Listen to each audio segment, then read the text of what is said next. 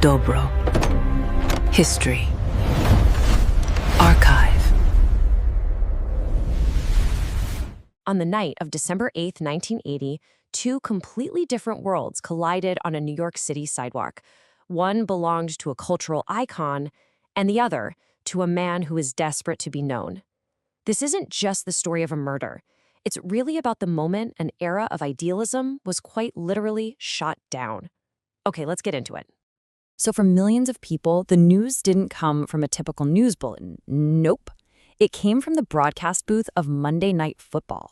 Imagine you're watching the game and then announcer Howard Cosell has to break in and tell the entire country that John Lennon is gone. It was just one of the most surreal, bizarre moments in TV history. A total jarring intrusion of terrible reality into an evening's entertainment. The man who pulled the trigger was Mark David Chapman. But the question that's really haunted us for decades is why? I mean, what makes someone's admiration curdle into pure annihilation? That's the big question we're going to unpack here. We're going to look at what was going on in his head to understand the motive behind an act that seemed both so carefully planned and just terrifyingly senseless. To really get what happened that day, you have to understand the two people who were on this collision course. You have John Lennon, an artist who was basically being reborn, totally looking to the future. And on the other side, Mark David Chapman, a guy who was completely unraveling, latching on to this twisted idea to justify something truly unthinkable. So let's start with John, because to really feel the scale of this loss, you have to know what he was getting back. See, for him, 1980 wasn't an ending at all. He saw it as a brand new beginning. After all the madness of Beatlemania, the political stuff, the personal drama, Lennon had just stepped away. From 1975 to 1980, he called himself a house husband. He was literally baking bread and raising his son Sean in their famous apartment building, the Dakota. But by 1980, that creative spark was back. He just put out Double Fantasy, this really personal album all about his life, his marriage, and turning 40. He was full of energy and just optimistic. And this quote, this one just hits you. These are Lennon's own words from his very last interview on the exact day he died. He was looking forward to the next 4 decades of his life. He had absolutely no idea that his time was down to just a few hours. The tragic irony is just breathtaking. So while John Lennon was planning out his future, a man from Hawaii was methodically planning his end. Let's switch gears now and talk about Mark David Chapman, a man who wanted to be somebody so badly, he chose the absolute darkest path to get there. And this chart just shows you the massive gap between their two realities.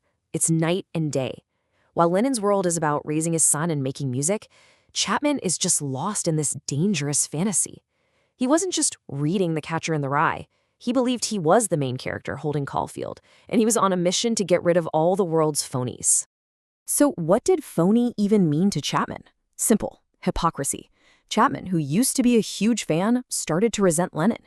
He just couldn't square the man who sang Imagine No Possessions with the multimillionaire living in this super exclusive apartment building. And that one obsession, that became his twisted justification for murder. And here's where it gets really chilling. In Chapman's mind, this wasn't just a crime. This message, which he wrote inside his copy of the book, proves he saw it as some kind of literary act. He was making his statement to the world, written in blood, with himself as the hero of his own dark story. And don't think for a second this was some crime of passion. It was coldly, carefully planned. He legally bought a revolver back in Hawaii. Then he flew all the way to Atlanta just to get hollow point bullets, which are designed to do maximum damage. He even did a dry run in October but got scared and went home, only to come back in December more determined than ever. Okay, so let's walk through the day itself. December 8th, 1980. A day that started with creativity and ended in just senseless destruction. This timeline shows you just how close Chapman was all day long. From Lennon's morning photo shoot to those final moments, he was just there, a shadow, waiting. But the most chilling moment, the one that really defines this whole tragedy, happened at 5 p.m. So picture this. Lennon and Yoko Ono are leaving their apartment to go to the recording studio. Chapman steps out from a small crowd of fans. In his hands, he's holding a copy of that new album, Double Fantasy. A photographer actually caught this exact moment. Lennon, being patient and kind, just looks at him and asks, "Is this all you want?" Chapman just smiles and nods. And Lennon signs the album. A simple, gracious act. And this right here, this is the key to the whole thing. The fan part of Chapman got his ultimate prize, a personal autograph. He had his chance to just leave. Apparently, a little voice in his head even told him, go home. But he didn't. He waited in the shadows for 5 more hours. The fan had his moment, but the killer had a mission. At 10:50 p.m., Lennon gets home. Chapman steps out of the darkness, gets into a combat stance, and fires 5 times. 4 of those bullets hit Lennon in the back. The last shot cut through the major arteries right above his heart. The blood loss was catastrophic. There was nothing anyone could do. And his choice of ammo was deliberate. Hollow point bullets aren't meant to pass through a target. They're designed to expand on impact, like a mushroom, and just shred everything in their path. The doctors in the ER later said the area around Lennon's heart was turned into confetti. He had no chance. Now, what Chapman did next is maybe the most surreal part of this whole story. He didn't run, he didn't fight, he just took off his coat, sat down on the curb, and started reading The Catcher in the Rye. When the doorman ran over and yelled, "Do you know what you've just done?"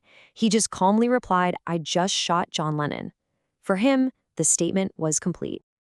Those 5 shots didn't just end a life, they sent a shockwave around the entire world, and they fundamentally, permanently changed the relationship between celebrities and the public. Before this, stars like Lennon could actually walk around New York City with some degree of freedom. After this, that was over.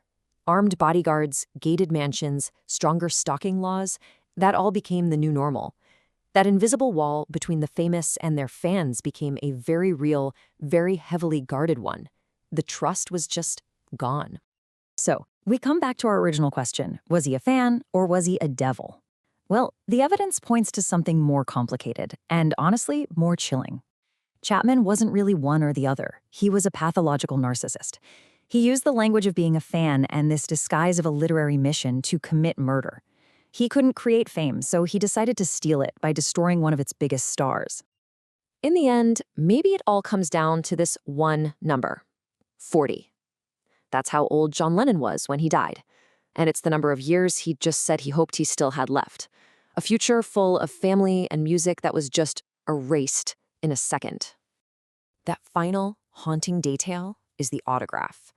A simple act of kindness repaid with 5 bullets.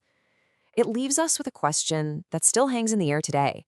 In our world of intense celebrity worship and obsession, what is the true price of fame? And who is the one that ultimately has to pay for it?